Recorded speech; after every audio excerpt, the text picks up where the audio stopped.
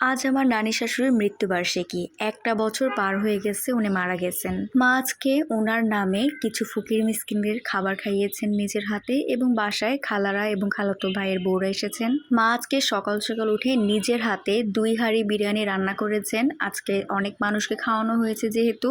আজকে মার মনটা অনেক খারাপ। মার গলা দিয়ে আজকে খাবার নামেনি, কারণ মা নাকি গতদিন রাতে স্বপ্নে দেখেছে যে নানি মার কাছে এসেছে, মার হাতে খাবার খেয়েছে। তো এই কথাটা মা যতবারই বলতেছে ততবারই মা কান্না করতেছে। খাবার নিয়েও মার খাইতে পারে নাই, কান্নাই করতেছিল শুধু। মার কাছে শুনেছি নানি নাকি প্রায় সময় এসে মার সাথে দেখা দিয়ে যান, তবে আমি জানি না জিনিসটা কতটুকু যৌক্তিক। তবে এটা বুঝি যে মা কতটা মিস করলে বারবার শুধু নানিকেই স্বপ্নে দেখে। আসলে সন্তানদের জন্য মা বাবার মৃত্যুটা অনেক কঠিন একটা ব্যাপার, যেটা সহজে মেনে নেওয়া যায় না। আমার নানি শ্বশুরের সাথে আমার বিয়ের পর মাত্র তাকে আমি 1 বছর পেয়েছি। অনেক ভালো মানুষ ছিলেন মাশাআল্লাহ। তো সবাই তার জন্য দোয়া করবেন যেন আল্লাহ তাকে জান্নাত নসিব করেন।